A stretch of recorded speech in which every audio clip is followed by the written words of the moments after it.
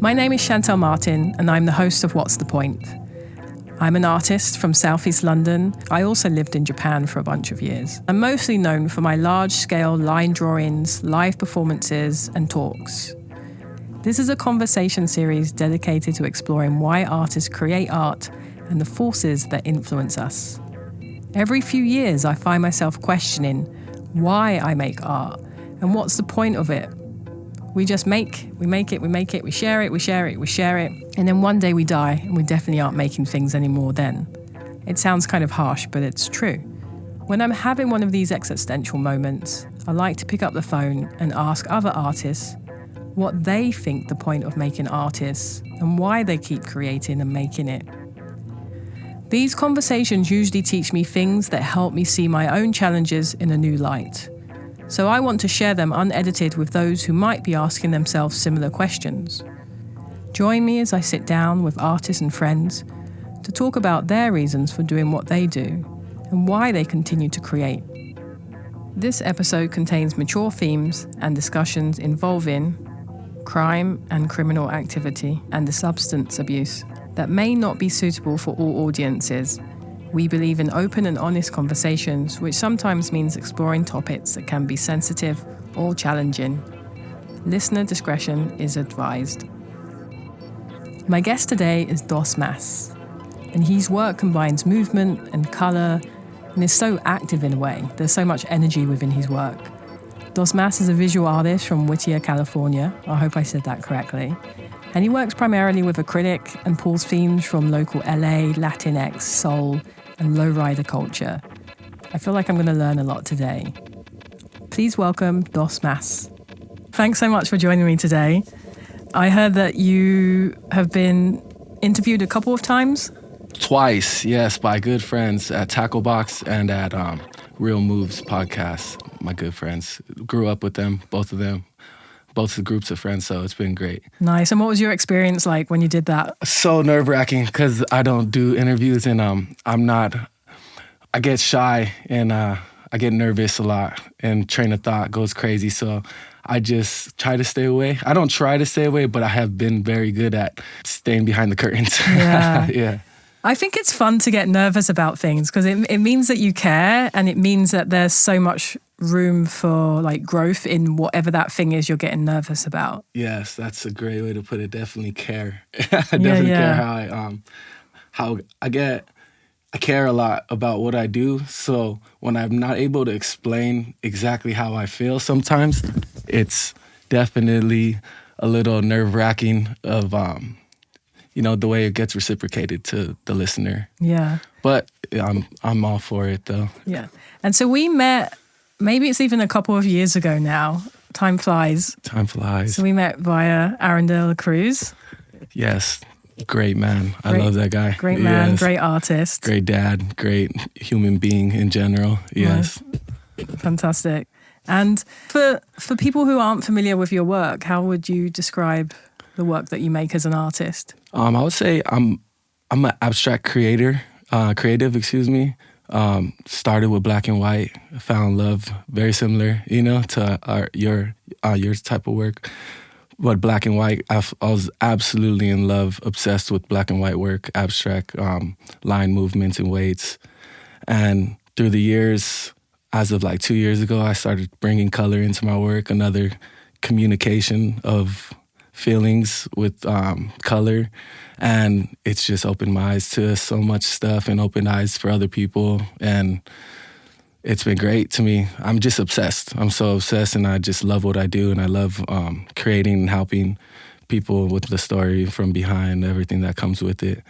But yeah, also typography. I've been doing a lot of typography. I've been starting to put typography back into my work. That was a big building block into me as a creative, from graffiti before, and then trying to tattoo, and then falling in love with line weights, all in a different aspect with abstract work, and that's when it really took off for me. Like the obsession just grew more and more, and I just wanted to create. So what does obsession mean for you? What does that look like? I can't live without it. I need it to be sane. All I want to do is just self-improve obsession. I can't go a day without it, you know? Something I just care about and I just want to keep being better with. And if you take it from me, it'd be so hard to live, you know? Yeah. I don't have to get paid for it because I care about it so much, but blessed to be in a position to, you know, be a full-time creative and live off of my work. You know, I'm not taking that away from it, but it's definitely just love. It's just a deep love. I feel like what obsession means to me is a deep love, a deep care. Who's the judge if you're getting better or not? Who's judging that? I guess it's self-inflicted judge for sure. Because I know, I could see the strengths and I won't say accolades, but just the cleaner my lines get, you know, the nicer ways stuff sits in me personally. So I guess like myself, definitely. Are you pretty hard on yourself? I feel like I definitely am, because I feel like I could always be better.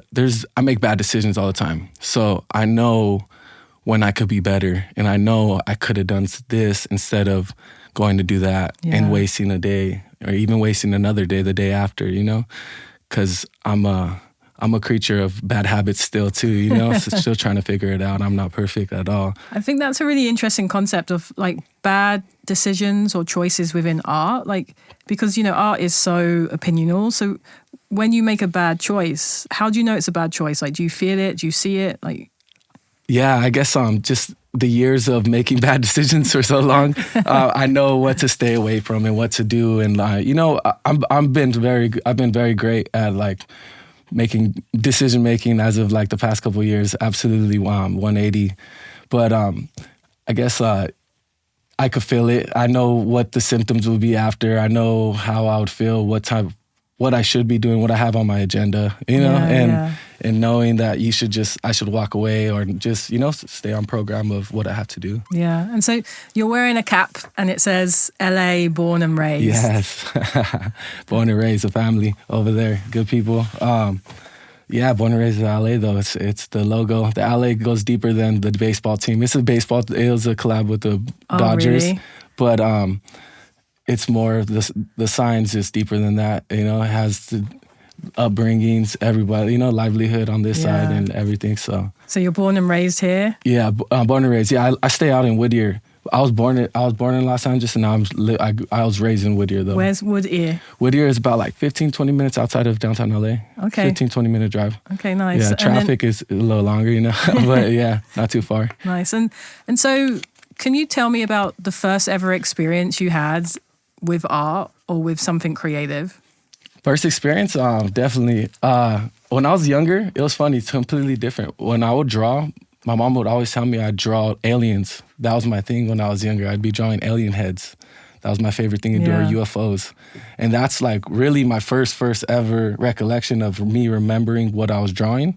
And then as I got older into middle school, that's when I started hanging out with like different friends, and one of my friends introduced me to graffiti, and I just started like playing with letters, forgot a little name, you know, starter name, and then it just blew into like skateboarding and graffiti. All my friends were skating everywhere, and we just started, you know, catching tags, catching bombs, stealing paint, stuff like that. You know, the young stuff, just having fun at the end of the day, and it was fun to me. And then it became a little competition, like who could get the coolest stuff or who could draw the coolest words, and that's when my competitiveness as like an athlete growing up.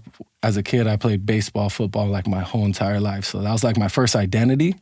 So my second identity became graffiti because it was just like, it was a sport to me. It was like, it was fun. Like I wanted to just get better because I knew I could get better at playing sports if I, you know, put my attention into it. And I fell in love with coloring words and, you know, graffiti, and like the adrenaline rush of it. It felt just like a sport to me. So I just ran after it, you know, and it was just, it came full circle to where I am at now. It's interesting because I think some people growing up have exposure to museums and galleries, and then some of us have the streets. Yeah.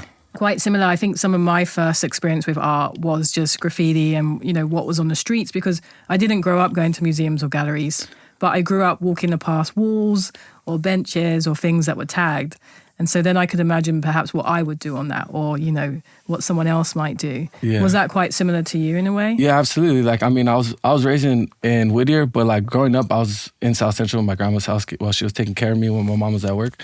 And, you know, just grow up everywhere. There's graffiti everywhere. Yeah. Everything was everywhere.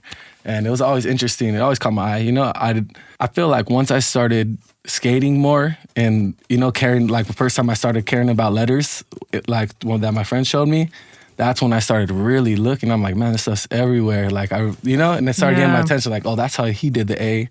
Well, oh, look how they did the A. Look how they did the A. You know, I constantly start like caring about how the people are doing stuff and stuff like that. You can like start to unpiece things and see how it's put together. Yeah, absolutely. And it's funny too, actually, now that you said it, my grandma, my dad's mother, she used to have like a Keith Haring piece. I don't think it was original, but she used to have Keith Haring like print in her house when we were growing up. And I remember I'd always look at it. It was Keith Haring, and I want to say she had a Picasso, like a black and white Picasso piece. And I remember always staring at it and just like looking at it and like, what is that? You know, and just like not caring too much, but like just wondering like, what is that?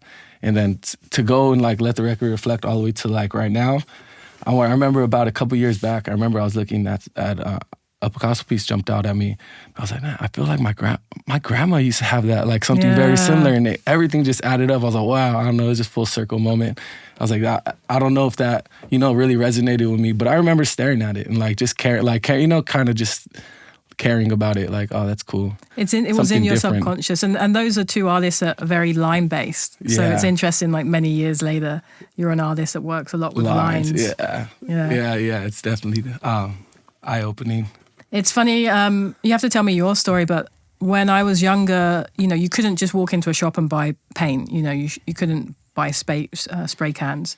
So we had to like meet a guy who knew a guy and meet him in like a subway station in London, and, you know, switch some money and then he'll give us some bags of paint. And it was such a mission, even just to get the supplies to go out and then go out at 2-3 a.m. and, you know, walk in the streets and putting stuff up. But, you know, when you were younger, you know, tell us a little bit about like how old you were and how you got paint, and, you know, when you went out and did it, and like what did that look like early on? Yeah, when we were younger, we would still paint all the time. It was so bad, you know, but we would still paint, or we go to like friends' houses and like, hey, does your parents have any paint in the backyard? Like in the garage, can you check? Stuff like that. And then we also had an older friend that could get it for us. So we would go to him when he wasn't busy and he'd get it for us. But for the most time, we were just trying to like figure out different ways to go in the back of like a building and seeing if they have buckets of paint, you know, just to find like a bucket or something, and head to a yard, like the local yards by our house. Like there was a couple of local yards in Whittier that we would always go to, and just like freeway accesses that are hidden, just finding like little places to go be creative as a younger generation, you know. It was always fun. It was just seek and destroy, you know, just figure it out. Like there was really no game plan when we didn't have the paint. Like if we didn't have the connect to get the paint, it was just seek and destroy. Yeah. And how old were you then? That was about freshman year, sophomore year. Yeah. How old is that? What is that? 15, 16? Okay. Yeah, 15, 16. That's when I really started caring. Like that's when I really started caring about graffiti, and I was addicted. Yeah. That's when I became addicted to it. That's not. And do you think it's because of that rush, or it's because you could get better at it? It was, definitely both. I'm an adrenaline junkie, as you say, but definitely the addiction to getting better. I felt just the crave of getting better with my work, and I fell in love with it. Yeah. And I don't know, it was just fun. It was really fun to me. It was so fun. And as a 15, 16-year-old, I feel like every 15 and 16-year-old just wants to have fun, and that was fun. That was the top-notch, like, fun-seeking thing I could do at the time. So I was all over it. Because you also mentioned like skateboarding, and I think, you know, from my experience of friends that have grown up skateboarding, you have a built-in family or a community with the friends that you skateboard. You know, you have your board, you have that idea of like freedom. You can go anywhere with your friends, but you can kind of count on each other because you're out there having this like shared experience, regardless of where your family's from, what you're doing. Did you have any like similar experience like that with skateboarding? Yeah, absolutely. I had a good group of friends that we would hit up every day after school, before school. You know, we'd weekends, we'd always just be skating together, and all of us were like doing graffiti at the same time. They're the ones that like got me more comfortable in like doing graffiti. That's when like they were getting good, so I was like, I want to get better. Yeah. Like I want to do better. Like, oh, that was sick. Good shit. Okay, I want to do something like sick now too. You know, so definitely there was a big group of friends, and then it was always, there was always people we could find. If not, we were skateboarding. You know, so it was like, for me, it was hand in hand. We went together perfectly. And how, you know, along this way, you know, kind of being a young adult, discovering skateboarding, graffiti, drawing, has your family been supportive of that from early on, or, you know, what does that look like? Yeah, I wouldn't say supportive because I was getting in trouble for it. Yeah. So I was like on probation my whole entire like high school life. Mm-hmm. Shout out to my mom, you know, got me out of trouble, got me out of jail, got paid so much, you know, money for my mistakes and stuff of getting in trouble with it. But it was frowned upon. It was frowned upon, but she knew how much I loved it. Yeah. So it was hard for me. You know, I was constantly in a black book. When I would get grounded, I'd just be in the black book, drawing like the whole entire time in my room if I was in trouble. And, you know, I started kind of doing digital stuff. So my mom was like, okay, I'm making t-shirts. That's what I'll be my best excuse. Like, oh, I'm doing it for a t-shirt. I'm doing it for a t-shirt. So like, it was kind of like I got eased off of it. But, I mean, so early on she wouldn't take my stuff from me. That was always cool. She would never like take my markers and stuff because I wasn't outside. She would take like the spray paint that she would find. She definitely took, but like the markers and stuff, she really wouldn't mess with me. But full circle now, she's one of my number one supporters. But yeah, at an earlier age, it's kind of had to be hidden. It had to be hidden, you know. Couldn't tell my mom, I'm about to go to the freeway, go paint. Like, yeah, I couldn't do that. What does it look like to be in high school and on probation? Like, oh man, I had to check into a PL every single day. Check in where? Check in with the probation officer. Oh, okay. Yeah, with the probation officer every day. And then I just made sure, it was just basically I couldn't get in trouble. And I had to make sure I was in school. But I was always in school. Like, I mean, I still always went to school because I played sports as well. I was on a football team, and I had to go to school in order to play. So like I had to go, and I think that's a big reason why I got out of a lot of trouble because I would even get caught doing stuff, and my coaches were the security guards. Huh. So they would like let stuff slide a lot of the time, and I got really blessed to get out of a lot of situations through that. So yeah. I didn't know schools have like probation officers. Yeah, that sounds quite serious. They have. Well, growing up, I graduated in 2009, and there was always a cop. I believe there's always one cop or something at each school. Oh, so they're like real police officers. Yeah, there's one police officer, and the rest are like security guards. Wow. Yeah.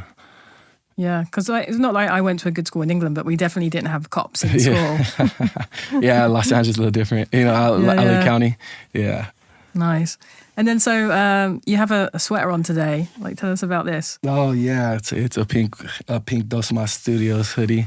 I made it about 3 years ago, and I just made a couple like off colors. I made a decent amount of single colors, like a full release of a black and a green, and then I made about like 4 pink ones, 4 blue ones, just like off colors. But yeah, this is such a fun. I guess I have so much fun making clothes because it gets me away from the everyday norm of painting every day. Yeah. So when I'm able to switch stuff up digitally, I get so lost in it, and I have fun with like shooting it, making a video for it. It's like my favorite decompression when it comes to creating, because sometimes I'm just painting every day for months, a month straight, 2 months straight, and when I'm able to, like, when I want to release something or have something in my mind to release, I give it everything. I love those creative breaks of being able to make clothes because I care. I think just because I'm a consumer at the end of the day, I love buying clothes.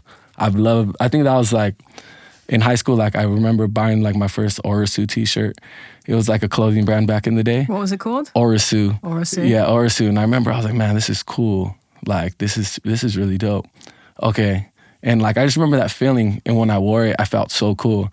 So I kind of chased that feeling for so long in high school, and even after high school to this day, really. But I just so when I make clothes, I remember that feeling I got from that T-shirt, and I want somebody to feel that same exact feeling. It's like, oh yeah, I got to wear my Dose sweater today. Like, oh, I got to wear my Dose T-shirt. Like, that's, you have a big event, like, oh, I'm gonna wear that Dose shirt. I'm gonna save it, because that's how I feel about, like getting T-shirts from other homies and like, other brands and stuff. That like I don't know. I could just know. I just knew they cared at that time, so I was just like, dude, yeah. You do feel like you need a break sometimes from the painting? Personally, I feel like I do. And I get it. I do get it, because my best break through painting is working on like my health, is like working out and stuff like that. And I do that, very obsessively 6 days a week.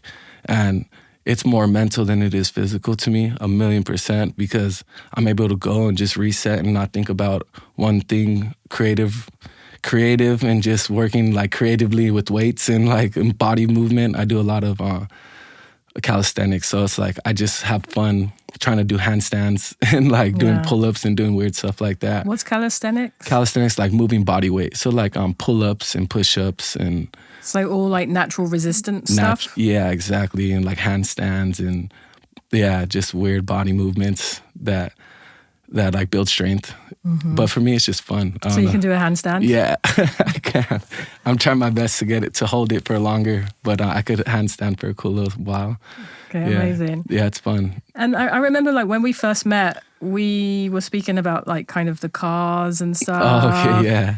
Like, because I'm coming from England and I lived in Japan and I was in New York. So tell us a little bit about like that culture and like what it is and like what that means to you. Yeah, it's everything to me. It's family at the end of the day, So I've got introduced through my pops, my father, and our relationship just flourished through finding the car, getting the car, redoing the car. It's like family bonding time. At the end of the day too, and just finding something and watching it grow into its final stages is beautiful. Yeah. And then still the trial and error through everything. And also like on the side from my pops being one of the main things, my friends, mm-hmm. So like I have a cool group of friends that we all have cars and stuff, and like we've been able to be different, be different. And a lot of them were raised the same way I was raised with it in our lifestyle, like for so long. And then being from Los Angeles, like the whole culture of, low riding culture that, a lot of people were literally, born into. And it's cool to see that still being pure. There's a lot of people that are that aren't pure, that don't have that are in it for the wrong intentions, but we know who the pure, like where the pureness is, and you could feel it. You could feel it out. But it's so cool though, because it brings a lot of the homies together. I've made some of the greatest relationships with my friends through low riding and with their families, and it's just all connected into like one piece. Yeah. And it's beautiful. So for people like myself who have no idea about low riding and that culture, so you go out and like people typically find a car and then they like convert it, or like how does it work? Yeah, well, with the internet now, it's so much easier to find cars. Like they have Instagram pages, they have Craigslist and stuff like that, OfferUp, and you could type in the car's name and it'll show you like the distance, how far it is, or just anything like that. And it's a lot simplified. But like more with low riding, it's just we're all going. For us, well, for my side of it, it's all just being with the friends. Like, oh, we're gonna have a barbecue over here. Come through, okay? Yeah. And we all like go over there, and it's like in the middle of the barbecue. Okay, let's take a ride let's go to Whittier Boulevard, so I can come back. Oh, okay, all right, let's roll. Let's go. Nice. We go, then come back, or we stay out there for a little bit, park the cars, hang out, then end up back at the house. Like we don't really go to too much shows and stuff like that, which is cool. Shows are fun too. Like when they have shows, a lot of people, they'll post it and then everybody comes up and pulls up with their cars, and it's cool. It's a good time, But yeah, I feel like we've kind of slowed down and made it more family oriented, very heavily with our own selves. So it's beautiful. Like, is it a thing you do like once a month or a week, or like it's just like you say, it's kind of random?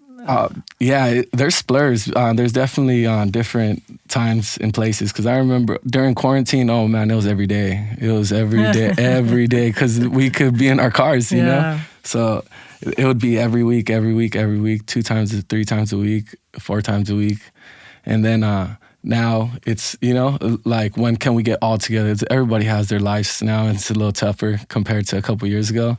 Everybody's a little different places and stuff on my side of everything. So it's just the greatest when we all get together, though. Yeah.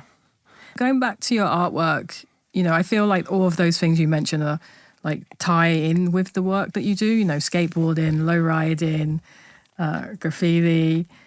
Like, has some of that influenced the shapes or the typography or the visual identity of what you do? Because I think when I first saw your work, you know, I'm not sure if you have a name for it, but you have that shape which you have on your sweater now, which almost feels like a ripple or a paw. Like, how do you describe those symbols or shapes or designs? So the circle you're referring to is, I refer to it as a wave, but it's open for, I mean, at the end of the day, it's abstract. So it's very open into interpretation.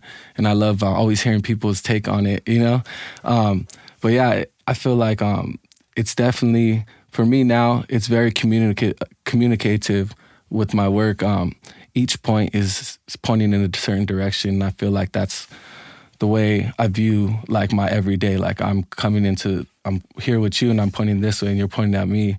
And like those points to me refer to like communicative movements, and all the other weights around it are just the energy flowing around you. And every point in the wave is talking here, talking like to the left, and talking to the right, and then talking to the bottom.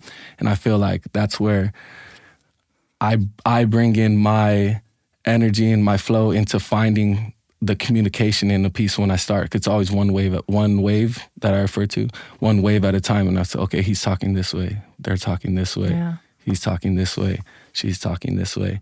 And finding space, the space that we have in our everyday life in between everything. So you could almost say, you know, when you have a mural, for example, with a lot of these waves in, it's almost like a big conversation. Yes, that's the best way to put it. That's the way I feel I create, and how I'm communicative to the waves. That's the way like the energy flows through them. Everybody's speaking different languages, different ways, and different flows. Yeah, that's cool. And then I've noticed also, you've been doing a lot more commissions over the last kind of year or so, you know, kind of interior walls in, you know, different types of homes and spaces. How have you found working on those types of projects, and how do those projects find you? I've been very blessed to be busy, like you said, to be able to do these commissions. And I've been so happy to do them. I just want to like really express that, because I love that when people, I work very hard on my craft, and I absolutely love people that work hard, and it's like reciprocated when they get me to go work hard for them because they worked hard for their money. And like to me, that's the most highest like praise for myself. So like I love being fully immersed when I do these commissions, or, you know, especially the wall installations, because it's going to be living so largely in, you know, in their space. And I get them through Instagram. Like majority of my following is through Instagram, and my communication is through Instagram. I know I should be better with emails, because, you know, I'll bring it back to Aaron, because I know Aaron's always on his emails. And I know as more professional standpoint, it's a lot more emails. But for me, I've been doing it through Instagram and being able to be very blessed. And, you know, I feel like 80% of the people that buy work for me are people buying their first piece of art for their household. And I feel like that's really cool to me. I don't know how or where that puts me at, you know, but to me, I love that I'm opening up a space in people's minds that they don't normally have artwork, and being able to create something that they enjoy enough to pay to get something for their house, and for them to, you know, finally to open up to the love of art, you know? And for me, that's really cool, because I'm opening gates for my friends to sit at the table, you know, for other people to sell work, and that person that bought that piece, now they're like, oh, that kid's work's good too. Like, oh, maybe I should get something else for the house, you know? And for me, that, like, I have the chills kind of right now because I've seen it happen before, you know, with other friends after, like, you know, getting something for me. And I think that's the coolest thing in the world. So, yeah, it feels good. Yeah, people wake up every day with a piece of you. Yeah, exactly. Seeing, and dude, the coolest compliment, I guess, sometimes, like, dude, when I look at your piece, like, it gets me up, like, dude, because I know how you are. You just always doing something. So it's like, when I get that, and like, I read that on my phone, I'm like, put my phone down. I'm like, okay, gotta go. Let's go. Get up, get to work. You know, do what you have to do. You know, get after it, basically. So it's been it's such a great compliment. I love that compliment so much. Well, to work that hard and then also work out 6 days a week, you know, I'm struggling with trying to work out 1 or 2 days a week. It's such a mental, like, kind of challenge for me. So to be up and doing it 6 days a week. Yeah. Wow. Yeah, it's I'm very I'm very, like, program oriented. So, like, I have my day. It's like, okay, I have to do that by this time, by this time, by this time, and then give myself the freedom of, okay, now you could get lost in your work. Yeah. Yeah. So. And then, you know, your work, like you said, you've got Instagram, people are finding you there, or they're already following you there. You know, I don't believe you have a website or a bio or those sorts of things. Is that a choice, or if that's just, it just never happened? You know, it's more negligence than anything. Yeah, I have a website, but I only use it for, like, my merch sales. Like when I drop t-shirts or hoodies, to simplify the whole entire process. But I definitely do want to make a website. I know I need to.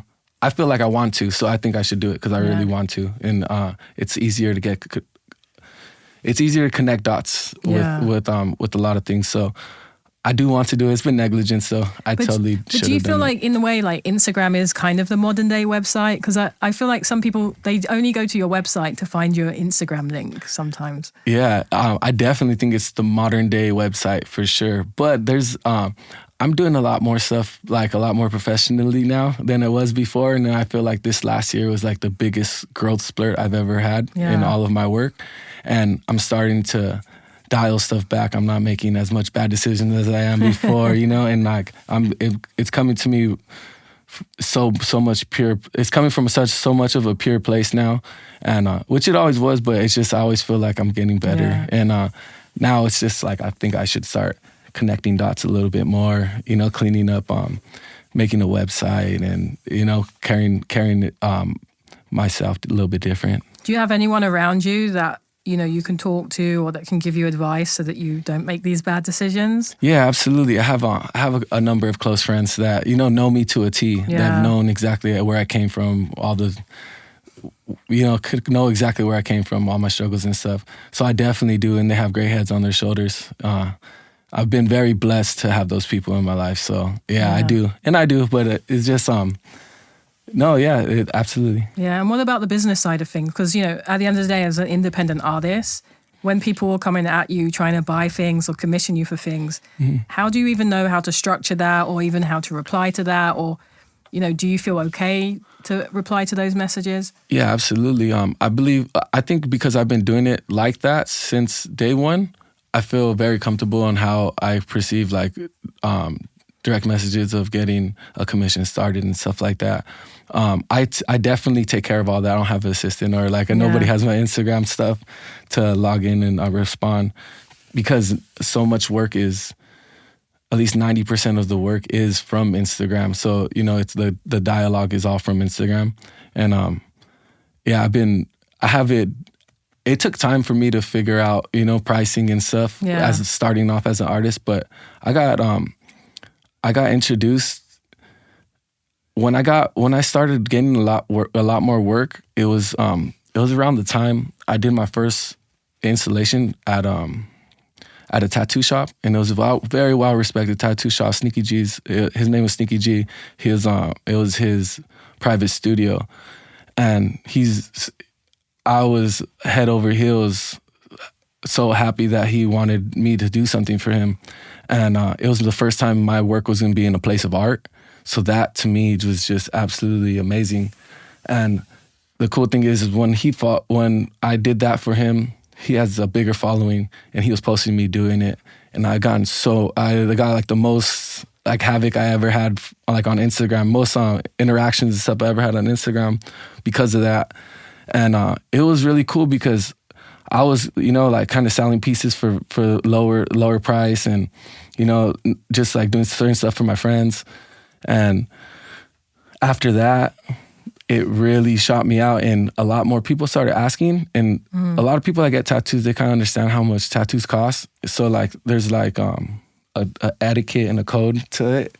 And I feel like a lot of the tattoo community just brought me in, and they really liked my stuff. And I met so many other really good tattoo artists through him. And it helped me mold my prices and be able to like have a minimum. I never thought I have a minimum, but like, like that was something that I was able to like get at the time. And it was really cool. It structuralized me to understand pricing and understand what it means to me, what the piece means to me, and then a price tag involved with it. It's so tricky. I know you as an artist growing up, probably it was really tricky to figure out what a price on something was. I was giving people away pieces for markers, before. But that's the thing, as artists, we aren't given that like financial education. So, someone's like, I like your art. You're like, okay, take it, it's yours. Yeah. And then, then later on we're like, oh, wait, this is like an exchange, just like anything else. That exchange needs to feel like there's an equal exchange of value. Otherwise you're being devalued, or you're devaluing yourself. And I do think some artists with pricing, they jump in really high. And when you do that, you kind of do yourself a disjustice in like building and growing slowly. So you start with that baseline, and then over time you grow, maybe every year it goes up 10% or 15% or 20%. But like you started somewhere, so that every year you kind of have that like fulfillment, or the curve is going up versus it just like going pew. Yeah, absolutely. Because if it goes pew, there's so many lessons that you're losing in between. Yes. And I'm not mad that I am where I am, because I've learned so much with pricing and caring about like how long I've done something for, and being able to get like reciprocate that through somebody else, under somebody else caring just as much as I did creating it. And I feel like that's the coolest thing that I've never skipped. I feel there's always those pieces where certain people are just, dude, I can't believe it. And it's so genuine. You feel the vibration, it's just so genuine of how happy they are, like with the finished product, or just with me being able to, like doing a commission for them or something like that. Yeah. And it's that's the most fulfilling thing, absolutely, for myself. I love the point that you said, you started with, that one of those first commissions was in an art, like a tattoo studio, so that already that market is primed to understand the cost of tattoos, that there is an exchange,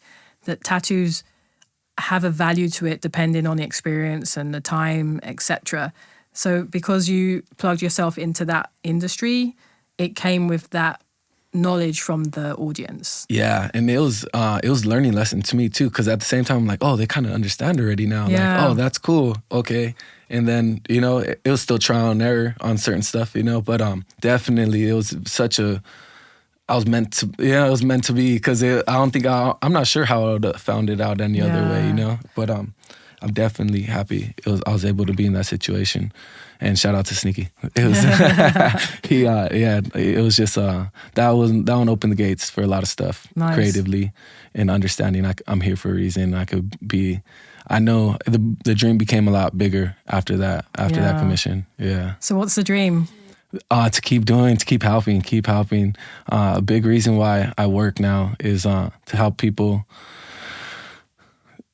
to remind people of their greatness, of where they could be, how hard work pays off.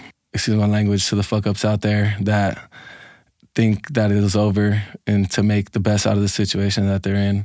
My backstory was I'm not sure if you know this, but I was drug addict for like 6 years. I was completely addicted to cocaine. About 3 days was my biggest gap being clean, and for about 5 to 6 years.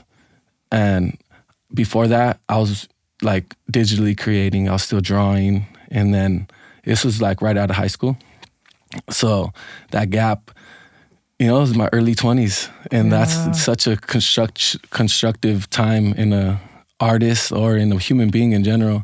And I wasted a lot of that time partying and, not not caring and losing sight on a lot of stuff that's important. I was really lucky to be able to have a good job, and I held that job for very long, but it was just, all it did was feed my addiction and feed my bad decisions. And when I got clean, I started painting again, trying to get clean. And so that was about April 8th is going to be 6 years. Wow. So it's around the corner. Yeah. And when I started getting clean, that's when I started painting again. And I started trying to be creative. So like little pieces, and then I'd fall back into it.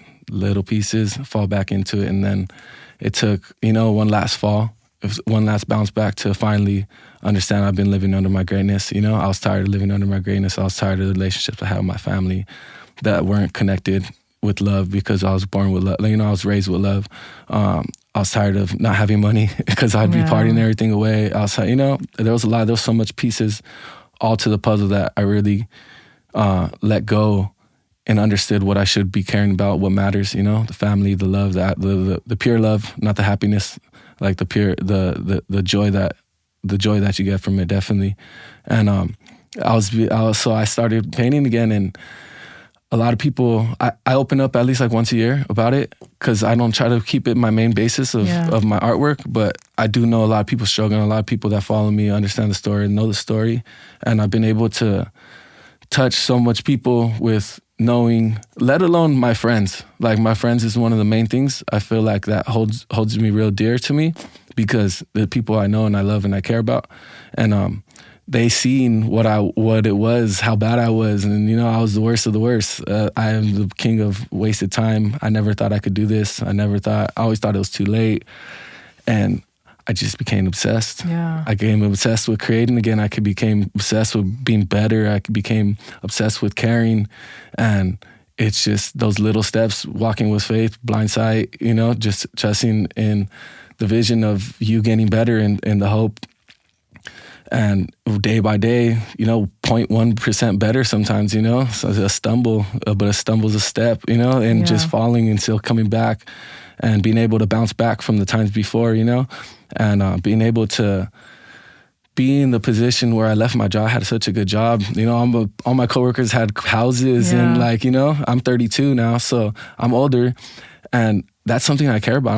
I'm an adult, I'm doing very well, but still I'm an adult. I don't have my own house, and stuff like that. So that was scary, stepping out. But these past 2 years, so I've been off work for 2 years, and these past 2 years have been the most fulfilling years of my life so far. Like the absolute most fulfilling years of my life, being able to help people and people understanding my story, and people, I get these texts I get the Instagram DMs every day, like, dude, you don't understand how much you helped me. Like I get the Instagram posts like, dude, I've been clean for 4 months because you, bro. Like it was like when you opened up to me, it hit me so like deep in, and like I get these texts and these DMs, and it's like, to me, like I get stunned, I get stunned and stopped in my tracks. And it's like, man, this is like, this is my purpose, this is my purpose, is to keep helping and keep pushing and just keep being genuine and moving with the pure intentions, because that's all I have now. Like I feel like my word is just so bond. Like I feel like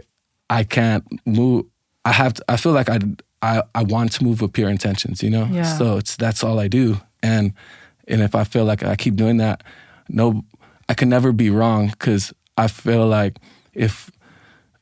I can never be wrong, but if I fail, I won't feel bad, because I'm doing everything like straight out of the love with it. And if it doesn't happen, it's not going to happen, with like any decision in my life, really. So I've been like really blessed to be able to help people in their life be better and find their greatness, or, find whatever they're looking for, just as a little inspiration, like just as a little kick in the butt for myself, like for me to give to them. And to me, that's like the coolest thing. That's what wakes me up in the morning. That's what keeps me from ever, relapsing, going back to that lifestyle that I had before, and like keeps me grounded. That's like my why, the stuff that keeps me like super grounded. So leading by example keeps your feet on the ground. Yeah, and still trying to improve myself, and still battling myself. Like, you could do better, dude. Yeah. Like, let's go. Come on. Like, you could do better. You could do so much better. Let's go. Like, come on. Yeah. So growing up with love and support, how do you end up getting addicted like so young? Oh man, it's just I'll never blame it on anybody else other than myself. But growing up in our city, like it was so easily accepted. Yeah. It was so easily accepted. The whole partying scene was just there. Accepted and available. Yeah, accepted and available because it was just there since day one. And a lot of friends did it. A lot of people I just knew did it. A lot of people I didn't like just see it around me, like seeing it do it. And it was just so acceptable. And at the same time, it was just something that could keep me going a lot longer. Like it could, I could party all night. Okay, yeah. And then it became abuse, you know? Like then it was the borderline of having fun, and then it turned into me being up for 2 to 3 days, you know? Like just doing drugs. And I don't think any day after those 3 days I'd be like, oh, at least it was fun. It was never fun, you know? Well, that day you're becoming sober and clearing your head. It's like, it was not fun. That was so dumb. Like I did not need to do that. But those days stopped. They never stopped. So like I was towards the last year of my addiction, I was like 3 days straight all the time, 2 to 3 days. Okay, 2 to 3 days straight, 2 to 3 days straight. And having a 1 to 2, like having like a 2-day break and doing it again. So it was just abuse. It was, I was in a completely like abusive relationship with it. Yeah. Yeah. Well, 6 years? Yeah, 5 to 6 years, yeah. 6 years, maybe 7. I have it written down. I'm bad with numbers. Yeah. But like you said, that's, you know, you've opened up about that, you know, not all the time, but occasionally, so that people can learn from the journey that you've been on, and like how you've able to transition that and pivot that and put that energy and focus into something creative, which is yourself. Absolutely. Yeah. I definitely have once a year. Like I do it once a year for sure, but every once in a while something occurs, like I'll bring it up. I definitely do. I don't like hide it. I definitely don't hide it, but I try not to keep it as a focal point. Yeah. But I know it helps people, so I do like to, you know, to bring it up when I feel it's time calling, like this is something spiritual that's going on, and I should definitely talk about it. And I think that's the thing about art, is that, you know, if you're having a struggle, regardless of what that struggle is, it could be, you know, it could be addiction, it could be family, it could be something else. You have a creative outlet. You know, you can pick up a pen, you can pick up your computer, you can open Photoshop, you can pick up a spray can, and you have an outlet to kind of deal with those struggles. And I often think about, you know, what happens to people who don't have that outlet, you know, and perhaps that's why your voice is important, because they might not have that creative outlet that you have, where now you have that focus, you have that reason. Like you said, the last few years of your life have been like super fulfilled because you're doing what you love and you're focusing and you're being creative. And, you know, it's so special that now you're able to share those struggles and your voice and your art. And it's so much stronger because of that journey you've been on. Yeah, absolutely. You said it, you definitely said it perfect. Yeah. Yeah. It's funny because I think the first time that we met, like, I was just crying. You know, I guess I was just having an emotional day, but you was telling me a little bit about your story, and I think I was just so touched that, you know, art can be a platform that gets us out of our struggles, you know. And I definitely know from myself, being a young kid that just didn't feel like there was much of a future, picking up a pen and drawing just to get my anger out was something that, it was a tool that allowed me to do that. You know, instead of picking up a bottle or self-harming or doing something else, I could just draw, you know, and that in a way is such a gift for all of us. And I think in a way that's why we all draw naturally as children, because we're given this gift that allows us to deal with our emotions and allows us to be balanced and allows us to recalibrate when we need it. Yeah, definitely. Being able to be that inspiration behind, you know, somebody finding their thing that gets them away, you know? Like I have friends, I respect like my blue collar friends, like my homies that just go to work and like, you know, work hard. It's like, oh yeah, I'm going to class so I could do this and could be better at this, you know, and like, and get this job. And like that's what inspires me, you know? I get inspired by my friends that are like working those hours and like we're getting it that way. And then I have the people that, you know, it's like, oh, you're making me pick up photography. And like, dude, I've been feeling so good about just taking pictures. And like, I just think it's cool. Like, you know, thanking me for sparking like those little things, you know, in their creative mind that can help them get through whatever they're getting through, you know? Because when I first started painting, I wasn't doing it to ever leave my job.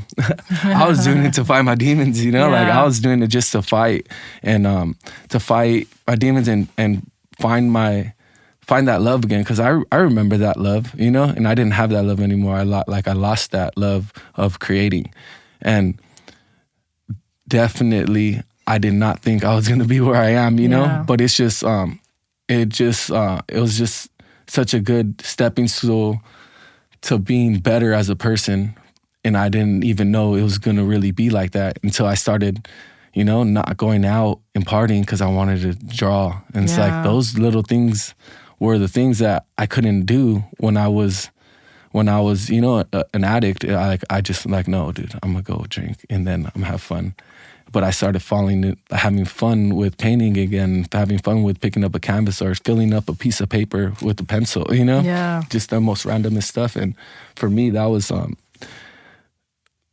it was just so fulfilling because I never thought in a million years I'd leave that county job for what I was doing, you know? Yeah. Like, I just didn't. I honestly didn't. I was going to school. I started going to school and I started getting clean, not thinking painting was going to be the thing that I'm going to do full time. I just thought I was going to get a better job, work for like Department of Water and Power. Like, that was my route in my head, you know?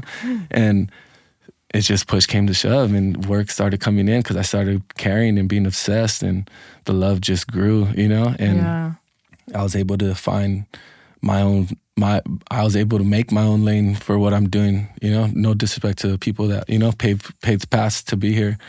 But as an artist, much respect. But, you know, I definitely had to get it my own way. And it's been so much more fulfilling knowing you did everything by yourself. Nobody can ever take it from you, you know? Nobody can ever disqualify what you feel like you've done to be here, because I know how many nights I slept for 3 hours to go to work the next day just because I wanted to paint, you know, and I needed to work out and I needed to better myself. In the 3 years, I spent about 3 years before I left my job for like sleeping 3 hours a day, like being normalized on 3 to 4 hours a day because I had to paint. There was no way I was going to go home and not paint. Like, I had to get better at this. I had to get better at it because I was obsessed. So definitely nobody can ever take it from you, you know, when you build something so pure from within. I'm sure you understand through your work. Amazing. You know, waking up and painting and drawing and painting and drawing, you've probably accumulated a lot of work or have created a lot of work. At what point, you know, does that passion transform into a business? And, you know, when you're creating a lot of work, have you ever considered now that you have to document those works and how you might do that? Or is that something that you've considered before? Yeah, I feel like documenting, I've been documenting my work. I take pictures of everything I do. And I take a lot of, I'm trying to get better at getting finals, like good final photos, so I could like really have like a professional picture of it. Definitely growing up, I didn't, because I was just I take pictures of it, but like I treated Instagram as just like a different tool, as a tool in a different way. And then as of now, I always try to get like, you know, the best I can do, because it's not always, my studio's not big. I don't have blank wall space that are with like clean white backgrounds. So a lot of my pictures, if you go to my Instagram, you'll see it like hanging on my tree. Like I have like a way I could post it up on my tree, because I'm starting to do like bigger work. So that's the best light. Dude, I do that because I get the best lighting right there. So I always take that picture on the tree because it's the best lighting in my whole entire house. So that's one of the main reasons. But like documenting, like I feel like I definitely should do it a little bit more professional, because I feel like if I had it in, you know, a beautiful white wall, it would take on a whole different life, especially with good lighting. But I'm working with what I got right now. Yeah, and I'm a big believer in, you know, just working with what you have access to, and you know, you're making the most of that tree. Yeah, and and you know, I mention this because often, you know, especially with documentation, it's something that's hard and takes a lot more time to go backwards versus doing a little bit constantly. And you know, for me, someone that's been making work for 20, 30 years now, you know, I look back at work, and because I didn't put the date on it, I don't remember when I made that. You know, so people are like, when did you make this? I'm like, maybe 2008, maybe 2005. I don't know. So it's definitely one of those things I wish I consistently, you know, noted dates down on the back of works, or even just like photographed the front and the back of the work. And, you know, only the last few years I started to use an inventory system. So every time I make a new work, I upload an image of the work. Sometimes it's just a quick snap. Sometimes it's a professional picture or a scan. and I'll upload that work to the system, give it a title, give it a date, put the dimensions in there, and and that's it. Then I can forget about it and move on. And if that work's ever sold or goes to a museum or something like that, then I can go back to that file and say, this is the new owner. Or I could say in the provenance displayed at the New Britain Museum or something like that. And, that's something I wish I did a little bit constantly. And because it's funny, you think you'll remember this stuff and then years later you have no ideas. So when I go to museums and I see, a painting on the wall that says it was made in 1862, I'm like, no way. You don't know when that was made, because I don't even remember work that was made like 5 years ago, let alone like 100 or something.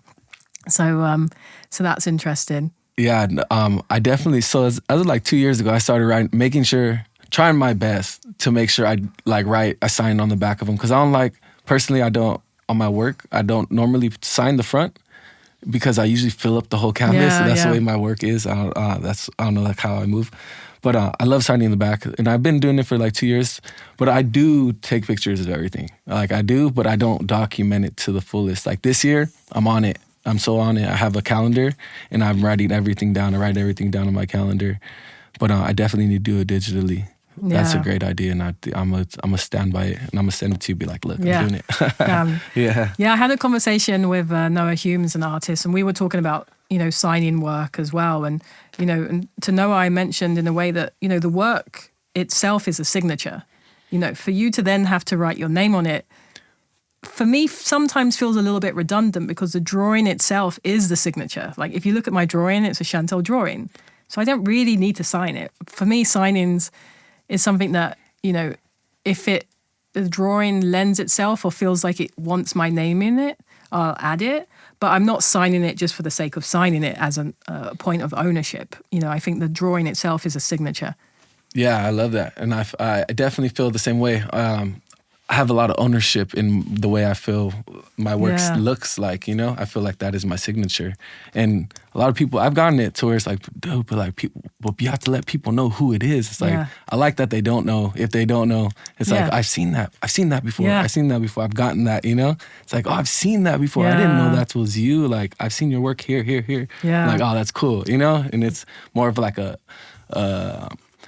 what is it, like an Easter egg hunt, like a hunt to figure it out and stuff like that. So it's kind of cool. Yeah, I've definitely had that experience where people are like, oh, that's you. Like I saw it here, and here. Yes. So I love the fact, having this conversation today about art and kind of a little bit, about where you're from and your background. The word love has come up so many times. Yes. And, yes. It's for me, it's the main way I move. Big heart boys. I love what I do, and I love trying to share, the love that I have in my heart now, because I never had it, but it's never been stronger than it is now. And I feel like it's very reciprocated, and a lot of people are feeling it. And, I'm able to be a little contagious at times. Yeah. And like, for me, I love that. Well, Dosmos, Big Heart Boy. Big Heart Boys.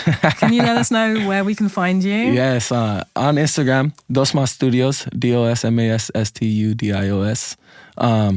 And yeah, it's really that's it right there. But more than welcome to stop by and drop any words that you need to say. Yeah, well, I've enjoyed speaking with you today. Thank you for fighting the nerves at the beginning. Yes, thank you. I appreciate you for having me. It's such an honor. It's such an honor. You have no idea. I've talked to 3 of my friends saying like, dude, I can't believe it. I can't, like, just so nervous. And I told them the whole story, how I thought I was going to be sitting in the crowd of people. And then really you wanted a one-on-one. It's so funny to me. But I'm just super honored, and I appreciate it, and help me, conquer fear again. I feel so much bigger now that I did this, because I was feeling super scared. But I really appreciate it, and it's much love. Cool. So being on the other end of this, to finish off, what advice would you give to someone else that might have that fear of speaking about themselves and their work? Oh, yeah. Okay. Best advice is, I feel like I am the worst, and you cannot be you cannot be worse than me, so you could do it. Yeah, because I stand by it. I still feel like, no, I feel really good now. That's the opposite, but that's how I felt, and I feel really good right now. So don't be scared. You could do it. If you love what you do, you could do it, no problem. Okay, Dosmos, thank you so much. Much love. Lots of love. Yes. Thank you for listening to this episode of What's the Point, recorded at Spotify Studios in Los Angeles. Check out our website made by Eat.studio. Grant Alexander Peters does our theme music, engineering and editing. Research and pre-show preparation are done by Vern Molidor and Joyce Adams-So from the Shantell Martin studio team. If you like this episode, please consider subscribing to the podcast and leaving a nice 5-star review. Don't forget to check out the show description for more information on today's guest. And you can follow myself and the podcast on Instagram at Shantell_Martin. What's the point?